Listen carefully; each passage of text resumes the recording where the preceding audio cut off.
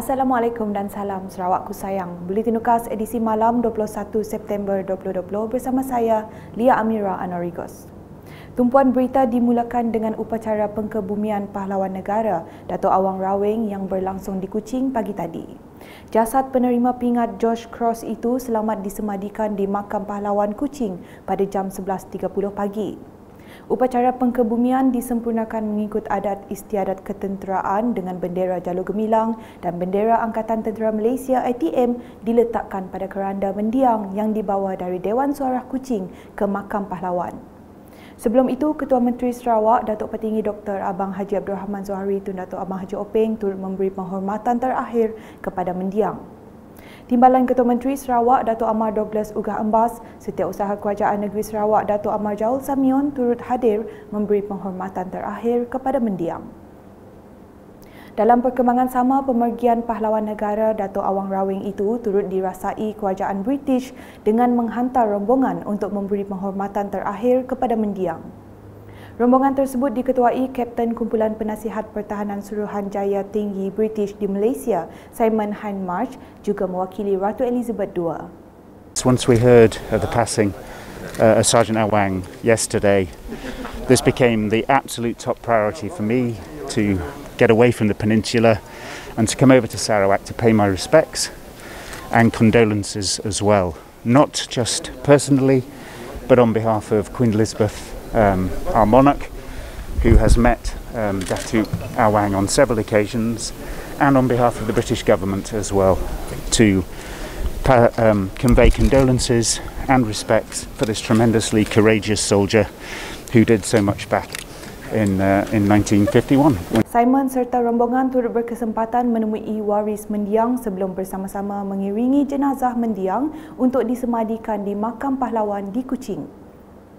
Berikut pula, pengukuhan integriti dalam organisasi merupakan asas dalam menyampaikan perkhidmatan yang berkualiti kepada masyarakat umum. Menteri Belia dan Sukan Sarawak Datuk Abdul Karim Rahman Hamzah berkata, ketua jabatan dan ketua-ketua bahagian perlu bersikap tegas dalam pembudayaan integriti di kalangan warga kerja, khususnya melibatkan Kementerian Belia dan Sukan Sarawak.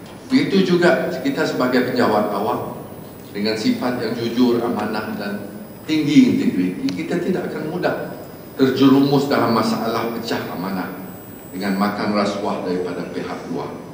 Saya percaya jika lurus pembawaan sektor awam, maka luruslah jalan untuk mencapai halal negara. Sebaliknya, jika bengkok pembawakannya, maka berliku-likulah jalan tersebut. Beliau berkata demikian semasa majlis perasmian Hari Integriti dan Pelancaran Bengkel Pelan Anti Rasuah Organisasi OACP di sebuah hotel di Kuching hari ini. Dalam majlis sama, lafaz ikrar integriti dalam kalangan warga kerja Kementerian Belia dan Sukan turut berlangsung. Sejurus selepas itu, sesi tandatangan ikrar bebas rasuah IBR dan penyerahan ikrar kepada menteri juga diadakan.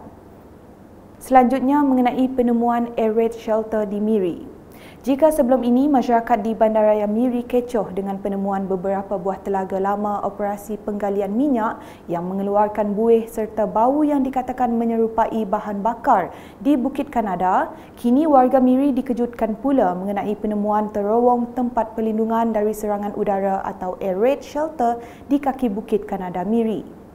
Menyedari berita yang tular itu, Menteri Muda Pelancongan Kesenian dan Kebudayaan Sarawak, Datuk Sebastian Ting bersama rombongan telah mengadakan tinjauan ke lokasi Bukit Kanada Miri bagi melihat sendiri air raid shelter itu. Menerusi tinjauan, tempat perlindungan seperti sebuah terowong itu mempunyai ketinggian kira-kira 6 kaki dan mampu menampung 10 hingga 13 orang. Beralih ke laporan dari Dewan Negara hari ini. Dalam memastikan kesejahteraan pengguna terus terpelihara, kerajaan melalui Kementerian Perdagangan Dalam Negeri dan Hal Ehwal Pengguna KPDN HEP sentiasa bekerjasama dengan Jabatan Kimia Malaysia bagi mendapatkan pengesahan alkohol dan kesahihan sesuatu kandungan makanan termasuk yang melibatkan aspek halal.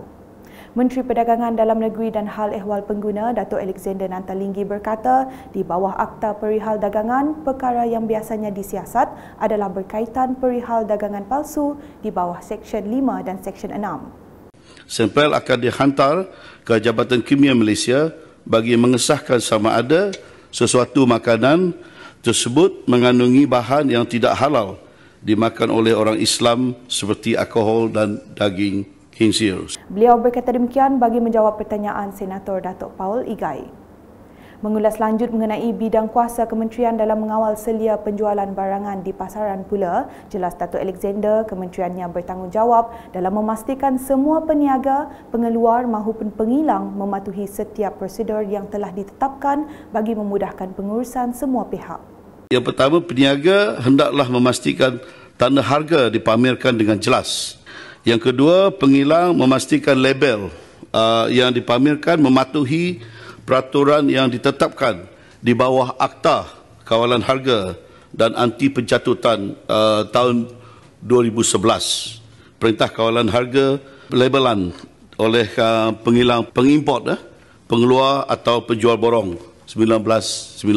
Yang ketiga, memastikan pengilang menggunakan hanya logo halal yang diberikan kebenaran oleh JAKIM. Dan keempat, pengeluar tidak menggunakan cap dagangan palsu atau perihal palsu. Sekian edisi malam bersama saya Lia Amira dan kru penerbitan. Dapatkan berita-berita terkini Sarawak setiap hari di Facebook, Instagram, Twitter dan aplikasi Telegram, Buletin UKAS serta UKAS Channel di YouTube. Mengakhiri buletin dengan perkongsian video sekitar upacara pengkebumian pahlawan negara Datuk Awang Raring pagi tadi. Salam UKAS.